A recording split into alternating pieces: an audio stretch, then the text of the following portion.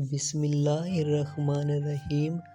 بادشاہ نے اپنی سلطنت میں ہر سو ہرکارے بھیج کر فرمان جاری کرا دیا کہ کل سے اس کی رعایا میں موجود کوئی بھی عورت نہ تو کسی قسم کا زیور پہنے گی اور نہ ہی کسی قسم کا بناؤ سنگھار کرے گی۔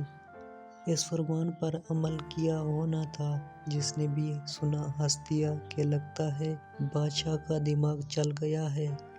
عورت ہو اور زیور نہ پہنے یا بناؤ سنگھار نہ کرے، یہ کیسے ہو سکتا ہے؟ خود عورتوں کی طرف سے شدید رد عمل آیا۔ جو عورتیں پہلے زیور اور بناؤ سنگھار کیا کرتی تھیں انہوں نے پہلے سے زیادہ، اور جو عورتیں پہلے سے نہ بناؤ سنگھار کیا کرتی تھیں اور نہ ہی زیورات پہنتی تھیں انہوں نے یہ سب کچھ اب سے کرنا شروع کر دیا۔ بات جو شاہی فرمان سے شروع ہوئی تھی اب جگ ہنسائی تک جا پہنچی تھی۔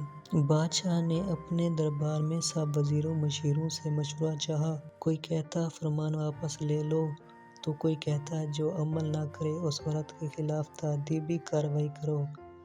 بات اب بادشاہ کے وقار، اس کے فرمان برداری یا حکم عدولی سے جا پڑی تھی۔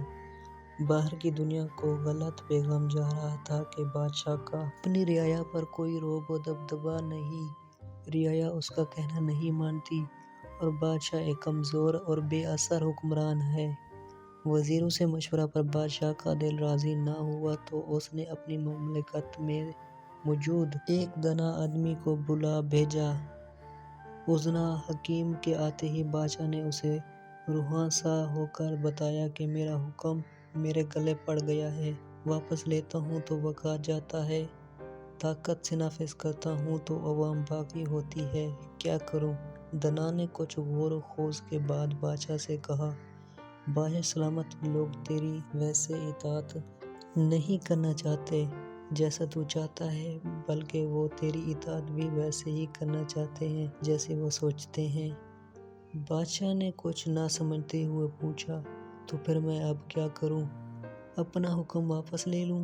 دانا نے کہا، اس کی ضرورت نہیں، آپ ایک اور حکم صادر کیجیے کہ آج سے میری رعایا میں موجود کوئی خوبصورت عورت یا لڑکی نہ تو بناؤ سنگھار کرے گی اور نہ ہی زیورات پہنا کرے گی، کیونکہ خوبصورتی زیورات اور بناؤ سنگھار کی محتاج نہیں ہوتی۔ تاہم وہ ساری لڑکیاں یا عورتیں جو ذرا زیادہ عمر کی ہیں یا خوبصورت نہیں یا ان کی شکل بری ہے انہیں اس حکم سے استثناء حاصل ہے، وہ پورے بناؤ سنگھار اور زیورات پہن کر رہا کریں تاکہ دوسرے لوگوں پر ان کی بری شکل، بڑی اور ڈھلتی عمر کا برا اثر نہ پڑے اور ان کی بدصورتی بھی چھپی رہا کرے۔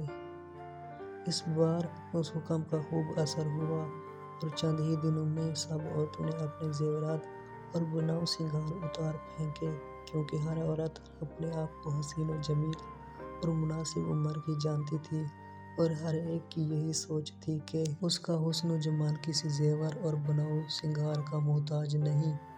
دانا کا بادشاہ سے کہنا تھا کہ اب آپ کی رعایا آپ کی اطاعت کرے گی، کیونکہ اب آپ نے ان کے عقل سے سوچا ہے اور ان کے شعور کے مطابق فیصلہ لیا ہے۔